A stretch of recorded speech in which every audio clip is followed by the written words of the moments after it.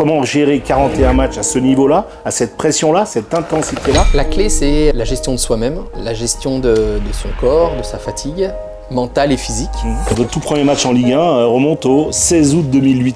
Est-ce que vous vous souvenez quel était ce match-là? Oh, bien sûr que je m'en souviens. Une première, c'est comme toutes les premières, on s'en souvient. À ce moment-là, j'ai su que ouais, j'étais bien là où j'étais. C'était mon truc, quoi. Et ça, véritablement, c'est peut-être la chose dont je suis plus le plus fier, parce que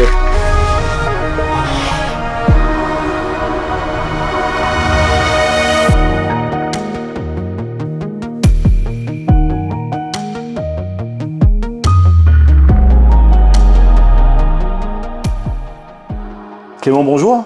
bonjour. Merci de nous recevoir ici dans les locaux de la Ligue Bourgogne-Franche-Comté de football à Dijon. Clément, vous revenez tout juste des États-Unis, où s'est tenue la première édition élargie de la Coupe du Monde des clubs. C'est du 14 juin au 13 juillet. Vous faisiez partie des 11 arbitres européens sélectionnés. Quel regard portez-vous sur cette expérience, sur cette grande première, et comment s'est déroulée cette compétition à vos yeux? C'était une magnifique compétition, une belle compétition, notamment dans ce nouveau format élargi. C'était tout l'intérêt de cette compétition de permettre à des clubs venant de toute la planète, aux cultures footballistiques différentes, de se rencontrer. Et de ces chocs-là, on a eu des superbes rencontres. Donc ça a été une vraie belle première édition. Vous avez sifflé 2 matchs, me semble-t-il, c'est bien cela? Exactement, le premier entre Mamelodi, qui est le champion d'Afrique, voilà, vainqueur de la Ligue des champions sur le continent africain, contre son homologue du continent asiatique, Ulsan. Donc voilà, vraiment 2 cultures de foot totalement différentes, et quelque part on va pour faire ce type de compétition, pour vivre ce type de match. Et puis le deuxième qui était un choc européen entre Manchester City et la Juventus. Donc là, des footballs et des équipes qu'on a, en tout cas qui me concernent, un peu plus l'habitude de rencontrer. Et vous aviez aussi une supervision, une organisation des arbitres sur la compétition? Vous étiez seulement en tant qu'arbitre, et c'est déjà parfait, international, et avec ces 2 matchs, vous aviez aussi dans l'organisation arbitrale de la compétition. Est-ce que vous étiez impliqué dedans, Clément? Non, j'étais là en tant que pratiquant, qu'arbitre de la compétition. Okay. On était au total 117 match officials, comme on dit, entre les arbitres, les arbitres assistants, les arbitres vidéo. Voilà, il y avait une équipe de 117 officiels qui était sous la coupe de l'organisation de la FIFA, et qui est une très très belle boutique, et avec une organisation incroyable. Je veux dire, aujourd'hui, lorsque la FIFA met en place des types de tournois comme ça, voilà, tout est fait pour qu'on soit dans les meilleures conditions. Très bien. Alors le 18 juin, vous êtes rentré dans l'histoire, puisque vous avez été le premier arbitre au monde à appliquer la nouvelle loi des 8 secondes. Vous aviez un peu anticipé ce moment-là. Est-ce que c'était symboliquement finalement très fort pour vous? C'était comme chaque saison, il y a des nouvelles réglementations, des nouveaux points de règlement. Et effectivement, cette année, voilà, la règle des 8 secondes, parmi 5 ou 6 petits points nouveautés réglementaires, faisait partie de ces nouveautés. Et donc, voilà, on l'avait travaillé. Mais moi, comme mes collègues, finalement, on avait, durant le séminaire de pré-compétition, on avait travaillé ce petit process-là. Et puis, voilà, le hasard a fait que j'étais le premier à l'utiliser, mais c'était plus un clin d'œil qu'autre chose. Cette Coupe du Monde a aussi vu l'introduction des caméras corporelles pour les arbitres. Donc l'IFAB a validé leur usage récemment, là c'était fin juillet. Pour l'avenir, qu'en pensez-vous? Est-ce que ça amène plus de transparence pour les arbitres, pour votre action arbitrale, ou plus de pression? Non, mais c'est surtout, ça permet de montrer au grand public 2 choses. Déjà, il y a l'expérience inside, et aujourd'hui, voilà, téléspectateur, de plus en plus, il veut être au cœur de l'événement. Donc ça lui a permis d'être vraiment dans l'inside. Et puis aussi, on s'est aperçu que ça permettait de montrer que c'est pas simple de juger une action à vitesse réelle, parce que là, le téléspectateur se retrouvait finalement dans les yeux de l'arbitre. Et puis, on peut comprendre de temps en temps que voilà, on est caché par un joueur, et que s'il y a une erreur, c'est parce qu'il y a des explications. Voilà. Et il y a toujours des explications. Et donc là, de permettre au grand public de se rendre compte de ça, finalement, c'était une expérience très intéressante. Très bien. D'autant que, sur le côté technologique, aujourd'hui, on avait des caméras qui étaient pas très lourdes, plutôt fixes, parce qu'il ne fallait pas non plus que ça nous gêne ergonomiquement dans notre action. Et donc, je crois qu'on a réussi à faire matcher ces 2 éléments-là. Mais est-ce qu'on l'oublie pendant le match? Est-ce qu'on est tellement focus, vous êtes tellement focus sur le jeu, que quelque part, la caméra sur vous, qui est importante, qui est une pression, qui est une transparence, qui est une pédagogie aussi de votre action? On l'oublie totalement. Ouais. Le poids, pratiquement rien. La stabilité, parce qu'on ne voulait pas que ça saute et ça descende. Aucun problème sur ces éléments-là. Plus largement, pensez-vous que les règles du football sont encore appelées à évoluer dans les années à venir? Vous disiez, chaque année, il y a des petites nouveautés. Et dans quel sens? C'est vers plus de fluidité, de clarté, de technologie? Et puis je reviens toujours sur cette fameuse pression qui est la vôtre pour tout gérer en même temps. Les évolutions des lois, elles sont portées par deux grands axes. Lorsqu'il y a une loi qui change, c'est pour répondre à un de ces deux grands axes-là. Ces deux grands axes, ce sont les suivants. Permettre une meilleure fluidité, d'améliorer le rythme du match, l'accélérer, parce que le foot, il est beau quand ça joue.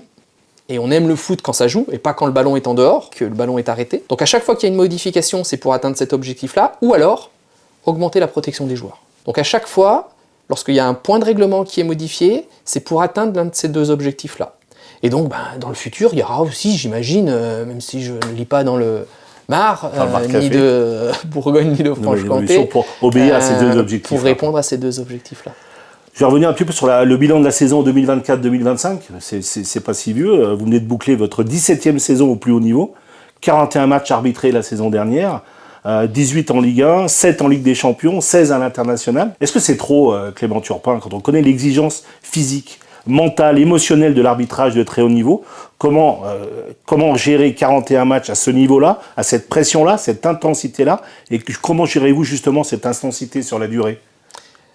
La clé, c'est la gestion de soi-même, la gestion de son corps, de sa fatigue, mentale et physique. Je ne dirais pas que c'est trop, pas du tout. Après, tout est une question d'organisation pour se permettre d'être à chacun de ces rendez-vous dans les meilleures dispositions. Aujourd'hui, j'ai la chance d'avoir un petit peu d'expérience, et donc cette expérience-là, je la mets au service de moi-même, et je m'écoute énormément. Et puis après, on trouve les adaptations pour objectivement arriver à chacun des matchs dans les meilleures conditions physiques et mentales. Clément, vous avez été désigné parmi les meilleurs arbitres de Ligue 1 pour la saison 2024-2025. Qu'est-ce que représente pour vous cette reconnaissance du milieu du football? Est-ce que ça peut constituer une motivation supplémentaire dans un parcours déjà très abouti? Ces récompenses ou ces retours, ce qui m'intéresse le plus, c'est la longévité. À haut niveau. Et quelque part, c'est aujourd'hui peut-être ça dont je suis le plus fier, c'est qu'à même après 17 ans, de rester parmi, en tout cas, l'élite de l'arbitrage français. Et ça, véritablement, c'est peut-être la chose dont je suis le plus fier, parce que arriver à haut niveau, c'est déjà difficile, mais tenir. Parce que les exigences sont de plus en plus nombreuses, parce qu'il y a de plus en plus de matchs, parce qu'il y a de la concurrence, et puis il faut se renouveler. Et ça me fait sourire d'utiliser ces propos-là, parce que moi qui lis pas mal d'interviews de sportifs, les anciens disaient souvent ça.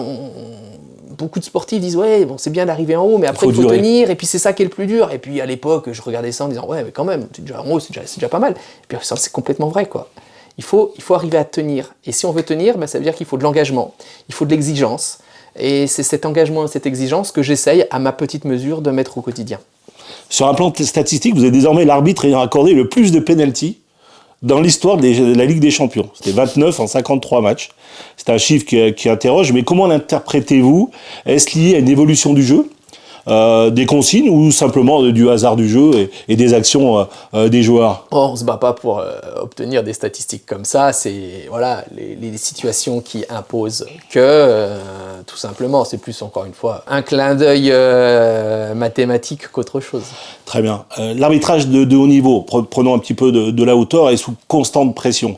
J'ai noté rien que sur la saison dernière, le fameux OM Lille en Coupe de France, avec l'expulsion de Mehdi Benatia, la polémique médiatique qui s'en est suivie. On pourrait citer Reims-Strasbourg, on pourrait revenir sur 2024 avec les propos peu amènes de Jean-Pierre River. Est-ce que la pression devient excessive, notamment en raison des enjeux financiers, les réseaux sociaux et la pression médiatique? Le foot est le sport le plus pratiqué, le plus médiatisé en France, en Europe et dans le monde. Et c'est une bonne chose. C'est ce qui permet aujourd'hui d'avoir beaucoup de jeunes dans les clubs de foot. C'est ce qui permet de faire tourner une économie, et tant mieux. Mais à ça, il y a aussi une ultra-médiatisation. Et aujourd'hui, les arbitres, sans qu'on finalement on ne cherche la lumière, parce qu'on ne cherche pas la lumière, mais quelque part, on est de plus en plus exposé. c'est un fait. Et quand on est arbitre de haut niveau, on sait qu'on fait partie de cet écosystème à la fois économique et médiatique. Moi je pars du principe qu'il faut complètement l'accepter. Aujourd'hui, les médias, les journalistes, les réseaux sociaux font partie de notre écosystème. Et donc, on a tout intérêt à engager la discussion avec eux, à jouer le jeu, parce que je trouve qu'on a ce rôle-là. Après, à nous aussi de fixer des règles.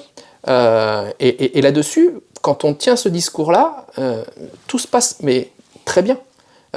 Il faut rentrer dans cette ère de communication, mais en ayant aussi des règles et des lignes qu'on doit poser, tout simplement. On ne peut pas répondre à toutes les polémiques, à tous les talk shows qui vendent de l'audience, et je citerai aucune radio ou télévision, mais on ne peut pas non plus répondre à tout. Est-ce qu'on est formé, justement, vous, en tant qu'arbitre, face à ces polémiques, pour tenir? Est-ce qu'il y a un suivi psychologique, un coaching mental, ou un soutien spécifique pour les arbitres, soit dans leur gestion justement de cette communication, mais aussi émotionnelle, et justement pour durer, ce que vous disiez tout à l'heure, est-ce qu'il y a une vraie préparation pour tout cela? Ma position là-dessus, elle est la suivante. Nous, les arbitres, notre mission première, c'est le terrain, c'est l'aire de jeu, de prendre des décisions les plus justes possibles. Derrière, si on doit apporter des explications, sans aucun problème, on peut le faire, il n'y a pas de souci. Après, il faut trouver le juste dosage entre remettre des pièces dans la machine de la contestation et des problèmes, et de la polémique, éventuellement, etc. Et puis voilà, trouver aussi les éléments d'explication. Donc on essaye de jouer, de tenir cette ligne de crête qui est pas forcément évidente tout le temps, parce que voilà, les émotions font que boum, un rien ça explose. Donc voilà, on essaye de tenir cette ligne de crête, et puis après, notre expérience fait que voilà, on essaye de prendre du recul, on se blinde sur la partie de la critique extérieure. Voilà, encore une fois, il faut fixer des lignes. L'année dernière, il y a eu quelques lignes qui ont été franchies, on a eu des collègues qui ont été gravement attaqués. Bien sûr. Et puis derrière, se poser toujours la question aussi des conséquences que ça peut avoir sur notre football départemental et régional. Parce que, encore une fois, et ça c'est prouvé avec des chiffres, lorsqu'il y a des incidents ou des gros débordements sur le très haut niveau, derrière le week-end, c'est nos pratiquants et nos arbitres qui en pâtissent. Et là-dessus, on a une responsabilité. Donc il y a une forme d'exemplarité à avoir d'en haut en direction vers le bas, l'éducation par le sport, les enfants, etc. Il y a effectivement le très haut niveau. Exactement. Et il y a aussi une responsabilité à avoir. Juste, j'insiste, coach mental, ça existe chez les arbitres. Accompagnement psychologique, est-ce que c'est des mots tabous ou est-ce que c'est des choses qui peuvent être utilisées, mises à disposition de la fédération, de la ligue, je ne sais, ou être pris en charge par vos propres deniers, par exemple? Est-ce que ça peut exister ou est-ce que ça peut être utile? On a aujourd'hui, au sein du staff de l'arbitrage, une psychologue qui est là pour accompagner et faire en sorte que les arbitres, en anticipation ou donc en préventif ou en curatif, si on peut voir comme ça, aient au contact des arbitres, et puis lorsqu'il y a besoin de travailler sur une situation particulière, c'est assez récent, Clément. C'est assez récent. Oui, elle est dans le staff depuis 8 mois, quelque chose comme ça. Donc voilà, les choses bougent, c'est très bien. Je trouve que c'est important que les arbitres puissent avoir cette personne ressource afin de pouvoir s'exprimer vis-à-vis de leur pratique. Clément, la VAR continue et continuera toujours, je pense, de faire débat. Selon vous, comment pourrait-on utiliser encore mieux la VAR? Est-ce qu'elle est bien comprise par les spectateurs, par les supporters, les joueurs et les entraîneurs? Quelle marge reste-t-il justement pour arriver à une meilleure utilisation encore de l'assistance vidéo? Alors d'abord, en préambule, dire qu'aujourd'hui, l'arbitrage vidéo, la VAR, elle est là pour pas que uniquement aider l'arbitrage, mais surtout aider le football. Elle a été implémentée pour pouvoir amener de la justice sportive sur le terrain. Aujourd'hui, les chiffres, ils sont éloquents. 80% des erreurs manifestes ont été corrigées via l'assistance vidéo à l'arbitrage. Donc les résultats, ils sont là. Grâce à la vidéo, 80% des erreurs ont pu être corrigées. Maintenant, il reste 20%. Et on va les affronter, ces 20%. Mais plus on va toucher les derniers pourcentages, plus ça va être compliqué. Mais c'est pas parce que c'est compliqué qu'on doit abandonner. Et c'est absolument pas aujourd'hui la ligne qui est la nôtre. Au contraire, on travaille pour réduire encore et encore cette marge d'erreur. On travaille sur la définition de qu'est-ce qu'une erreur grossière ou pas. C'est important. On travaille aussi sur la vitesse de traitement des images, de prise de décision. Donc ces deux éléments-là animent énormément les discussions qu'on peut avoir techniques avec notre staff, etc. Pour rendre cet outil à la fois encore plus juste et encore plus rapide. Mais la justesse sera toujours devant la rapidité, parce que ce qu'on veut au final, c'est quand même des décisions justes sur le terrain. C'est très clair. Un point pratique sur arbitre professionnel, on dit arbitre professionnel. C'est quoi? C'est monter son entreprise, son auto-entreprise, c'est être salarié de la fédération, c'est... Quel statut juridique est utilisé dans le cadre de cette activité-là, Clément Turpin? Alors on est des travailleurs indépendants. Voilà, on n'est pas des salariés de la fédération, on est fiscalement et socialement des travailleurs indépendants qui faisons des prestations pour la fédération, pour la Ligue de football professionnel. Voilà comment statutairement ça se passe. Une carrière et des souvenirs maintenant, Clément. Une carrière et des souvenirs. Votre tout premier match en Ligue 1 remonte au 16 août 2008. Est-ce que vous vous souvenez quel était ce match-là? Oh, bien sûr que je m'en souviens. Une première, c'est comme toutes les premières, on s'en souvient. C'était à Caen, Caen-Valenciennes. C'est ça. Première journée de championnat. Les matchs de mois d'août sont toujours des matchs que j'aime bien parce que les stades respirent encore les vacances. C'est un public un petit peu différent de la saison habituelle parce qu'on a des vacanciers qui sont là, etc. Et puis bah voilà, c'était une première et je me souviendrai aussi de ce qui se passait dans mon ventre quelques instants avant de rentrer sur la pelouse parce qu'on se dit ouais, la montagne elle est grosse, est-ce que je vais être capable, est-ce que ça va bien se passer et puis finalement quand on met le coup de sifflet, le coup d'envoi, et ben après ça part et puis on se sent bien parce qu'on a à ce moment-là j'ai su que ouais, j'étais bien là où j'étais. C'était mon truc, quoi. Bah, ça marche plutôt pas mal, parce que 17 ans plus tard, on parlait de durée tout à l'heure, vous êtes toujours là, je crois que j'ai comptabilisé 300 matchs en Ligue 1, on reviendra sur les statistiques un peu plus tard. Mais 17 ans plus tard, est-ce que le football vous semble profondément transformé? Entre 2008 et ce premier match à Caen, et Ibrox Park il y a 2 jours pour un match préliminaire de Ligue des Champions, en 17 ans, est-ce que vraiment le football s'est transformé? Ouais, j'ai envie de vous répondre oui et non, dans le sens oui, parce qu'effectivement, ça va plus vite, ça tape plus fort. Plus de médiatisation aussi. Oui, exactement, plus de technologie. Voilà, donc il y a plein de paramètres qui ont évolué, mais un match de foot, finalement, ça reste la même chose. C'est-à-dire, c'est 11 joueurs contre 11 autres joueurs qui essayent de gagner le match avec des émotions, avec je dis souvent, c'est un volcan d'émotions, un match de football. C'est des montagnes russes avec des gens qui sont capables de monter dans le bonheur le plus total parce qu'un but vient de marquer, au désespoir le plus profond parce que on vient d'en prendre un. Et ça, c'est le cœur de notre activité, c'est le cœur du foot, c'est peut-être même le cœur du sport de vivre ces émotions-là. Et moi, j'aime ce cœur-là. Alors, le foot est un théâtre d'émotions. On le voit pour les joueurs, les staffs, les spectateurs, les supporters. On voit l'arbitre souvent qui prend du recul, forcément. On a souvent l'image d'un arbitre froid, détaché, etc. Parlez-moi de vos émotions aujourd'hui, 17 ans après, 300 matchs de Ligue 1, plus de 600 matchs au compteur sur toute la planète. L'émotion, elle est là. Je veux dire, il y a 2 jours à Ibrox Park, il y avait la boule au ventre, je regarde le stade avec des yeux d'enfant. Est-ce qu'on peut encore, est-ce qu'on est finalement blasé, blindé, ou est-ce que non, justement, on fait en sorte de vivre aussi ces moments-là pleinement, en tant qu'homme? La question, elle est pertinente et je crois que c'est peut-être ce qui a évolué le plus chez moi en 17 ans. Au départ, ces émotions-là, aujourd'hui, je me rends compte que je voulais les mettre de côté, par peur peut-être, pour se protéger. Se blinder quelque part. Exactement. Parce que, voilà, il fallait prendre ce recul, il fallait... voilà, je partais du principe que les émotions étaient plus des parasites qu'autre chose. Et aujourd'hui, la plus grande mutation que j'ai faite chez moi, c'est de laisser part à ces émotions. Parce que la raison est toute simple. C'est pourquoi on fait du sport. Pourquoi je fais du foot. Pourquoi je fais de l'arbitrage. C'est pour vivre des émotions-là. Alors pourquoi est-ce que je les cacherais alors que c'est le moment d'en prendre plein la figure? Surtout à 43 ans. Exactement. Et donc, petit à petit, ce chemin-là, je me le suis fait dans la tête. Et aujourd'hui, quand j'arrive sur le terrain, je dis, mais non, mais vis tout ça à fond, avec la mesure et la fonction qu'il m'impose. Mais les deux sont compatibles. C'est pour ça qu'on vous sent plus souriant sur un terrain, plus...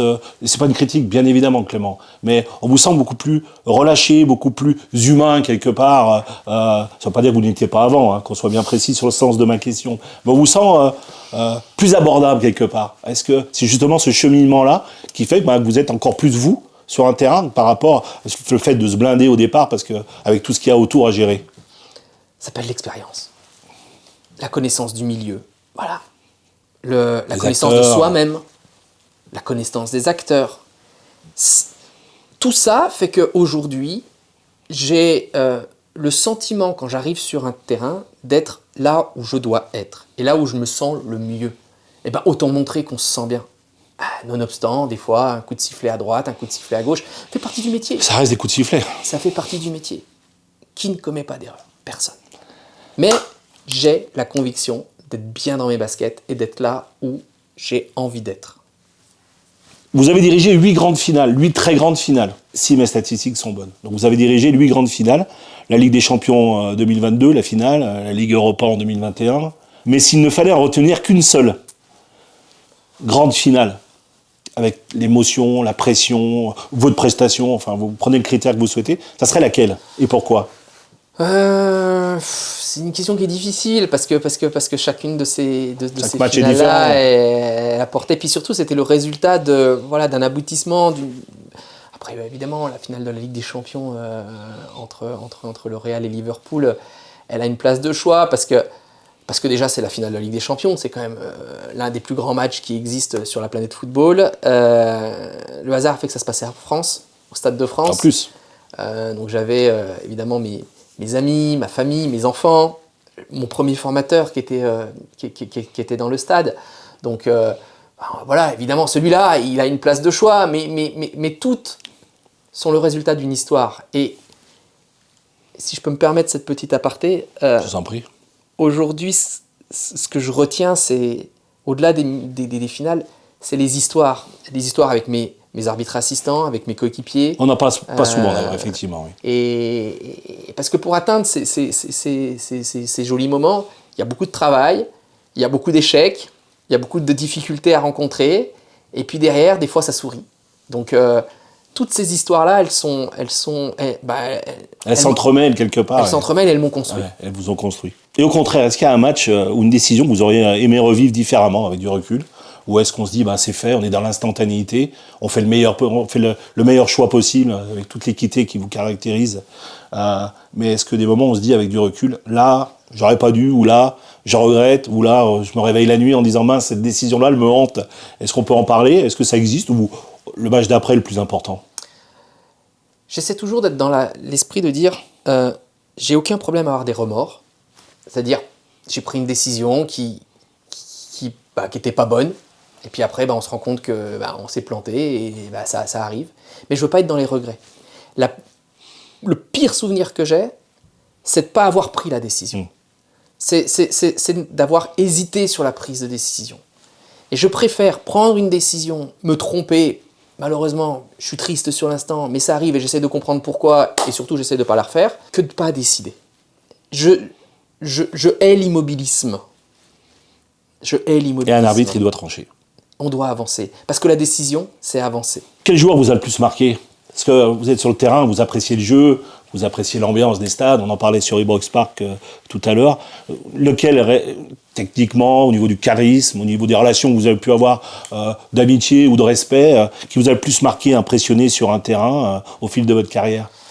Un ou plusieurs, mais qu'est-ce qui reste de cela, de ces rencontres-là? On parlait tout à l'heure du premier match de Ligue 1 à Caen-Valenciennes. À l'époque, vous aviez un joueur qui s'appelait Steve Savidan, attaquant, qui a d'ailleurs joué dans les deux clubs. Et c'était mon premier match de Ligue 1. Et j'avais été marqué par la première demi-heure, par sa capacité d'accélération. Il avait cette capacité à accélérer. Et moi, j'arrivais de la Ligue 2. Et c'était ma première rencontre avec la Ligue 1, et j'avais cet attaquant qui était en capacité de faire des différences très rapides, et ça m'avait étonné. Et là, je m'étais dit, d'accord, c'est ça. Là, je fais un niveau différent. Ouais, c'est ça le haut niveau. Et ben, ok, bon, ben, à moi de faire les efforts et d'être présent pour pouvoir suivre tout ça. Je ne m'attendais pas à Steve Savidan, mais effectivement, c'était un très très grand joueur. En parallèle de votre carrière d'arbitre, et on est ici dans les locaux de votre employeur, vous êtes conseiller technique en arbitrage pour la Ligue Bourgogne-Franche-Comté de football. On les remercie encore une fois de leur accueil. En quoi consiste concrètement ce rôle au sein de la Ligue ? Eh bien, ici, au sein de la Ligue Bourgogne-Franche-Comté de football, j'ai comme responsabilité de mettre en place la politique de recrutement, de fidélisation et aussi de formation de l'ensemble des arbitres sur le territoire, avec un focus particulier au niveau régional. C'est 270 arbitres régionaux, c'est une cinquantaine de formateurs, observateurs qu'il faut accompagner en termes de performance, en termes de formation, et puis un travail de relation avec aussi nos territoires, nos districts, pour mettre en place des politiques de recrutement et de fidélisation et de promotion de l'arbitrage. C'est compliqué de recruter des arbitres. La vocation d'arbitre, on dit que c'est de plus en plus... On parle de la crise du bénévolat, on entend aussi dire que c'est de plus en plus difficile aussi de recruter des arbitres, pour toutes les raisons qu'on connaît aujourd'hui, qu'on a évoquées ensemble. Est-ce que ça reste compliqué quand même aujourd'hui de former l'arbitre du jeu, parce qu'il n'y a pas de jeu sans arbitre, il faut le rappeler. Nos chiffres sont en hausse. On est à 1200, car on a fini au 30 juin, à 1240 arbitres sur l'ensemble du territoire Bourgogne-Franche-Comté, donc niveau départemental et niveau régional. Depuis 2 ans, on est sur une dynamique positive. Ça, c'est des signaux intéressants. Ça veut dire quoi ? Ça veut dire que la fonction d'arbitre, elle attire. Et je suis bien placé pour le savoir, lorsqu'on va dans les clubs pour présenter l'arbitrage, tous les gamins ils veulent arbitrer. J'en ai même plus assez pour faire des matchs. Ils veulent tous prendre des sifflets, des drapeaux, parce que ça intrigue cette fonction et ça plaît. Donc c'est pour ça que nos formations, elles sont full. On forme 300 arbitres par an ici en Bourgogne-Franche-Comté. De tous âges. De tous âges. Par contre, on s'aperçoit que dans les 3 ans qui suivent leur nomination en tant qu'arbitre, on en a 70% qui arrêtent. Pourquoi ? Parce que tout simplement, aujourd'hui, l'environnement, il est dur avec les arbitres. Environnement, c'est... L'environnement, c'est-à-dire surtout les spectateurs, les parents. Les joueurs, il y a quelques moments de tension, il y a quelques coups de chaud, mais globalement, les relations sont plutôt bonnes. Par contre, on a un gros problème avec ce qui se passe en dehors de la main courante. Et souvent, on a nos jeunes arbitres qu'on a eu en formation et qui, après 1 an, nous disent « mais c'était bien avec vous, Clément, à la formation, c'était super. Par contre, là, on a fait nos premiers matchs, on se fait insulter, on se fait contester. Moi, je viens pas faire mon dimanche après-midi pour ça. Et quel argument j'ai ? J'en ai pas. Mais je dis oui, je comprends. Je comprends que le samedi ou le dimanche, on veut pas faire son sac pour aller se faire secouer. Et c'est absolument normal. À tous les niveaux, que ce soit l'arbitre de district ou chez les jeunes, à vous-même dans un stade à 50 000 personnes. Mais surtout nos collègues départementaux et régionaux. La base, ce qu'on appelle la base. Exactement. Eux, ils font ça par total dévouement, total engagement, totale passion. C'est les plus exposés en plus. C'est les plus exposés, on doit les respecter. Et aujourd'hui, notre environnement, il respecte pas assez l'arbitre. C'est pas normal d'entendre des insultes, c'est pas normal d'entendre des propos qui n'ont rien à faire sur un terrain, parce que c'est l'arbitre. L'arbitre, il a le droit au même respect que tous les autres. Je pense que je crois beaucoup, moi, à un moment donné, une prise de conscience individuelle, parce qu'on demande souvent les instances, mais les instances, elles font beaucoup de choses, que ce soit la Fédération française de foot, que ce soit la Ligue, que ce soit les districts, il y a beaucoup d'actions qui sont mises en place. Mais à un moment donné, c'est individuellement. Est-ce que je dois m'autoriser à hurler des trucs complètement débiles au bord d'un terrain ? Et on le fait pas à la maison, j'espère. On le fait pas au boulot, parce que sinon, on se ferait dégager. Mais on le fait pas sur un terrain de sport. Et je crois à cette prise de conscience individuelle. Est-ce que les arbitres sont assez protégés ? Est-ce qu'un statut de l'arbitre un peu plus abouti pour protéger cette fonction-là, que ce soit tous les sports, hein, quelque part, c'est l'application de la règle, quelque part, et des hommes et des femmes qui appliquent les règles. Est-ce que l'arbitre pourrait bénéficier d'un statut supplémentaire, de protection supplémentaire ? Ou est-ce qu'il y a du travail là-dessus ? On a déjà beaucoup évolué, puisque aujourd'hui, l'arbitre, il a le même statut qu'un représentant de l'ordre ou un pompier, c'est-à-dire une fonction d'utilité publique. Et la loi du sport, notamment, a permis cette évolution, qui est une évolution majeure. Donc encore une fois, on disait tout à l'heure, que ce soit l'État, la fédération, on a mis en place des choses. Sauf qu'à un moment donné, il faut se confronter à la réalité et... Sociale, sociétale, c'est une question d'éducation, c'est une question de respect de l'autre, c'est l'aspect citoyen, c'est de la citoyenneté quelque part. Et puis qu'on fasse revenir le sens de la mesure. Ça reste que du foot. Ça reste que du foot. Et aujourd'hui, on va trop dans les extrêmes. C'est un peu le reflet de la société quelque part. Oui, bien sûr.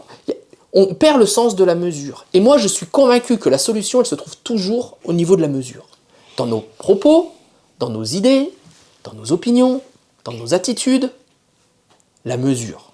C'est compliqué quand on a un sport ultra passionnel comme le football, le sport numéro 1, où c'est l'exutoire, il y a des supporters qui font des tifos toute la semaine, qui vivent que pour ça. Le foot est quand même un sport très particulier quand même. On sent vraiment que les arbitres de football sont peut-être les plus exposés. Parce que le plus de monde, parce que le plus d'émotions, voilà, on en revient à ce qu'on disait tout à l'heure. Mais je suis convaincu que émotion peut se combiner aussi avec mesure. Et raison.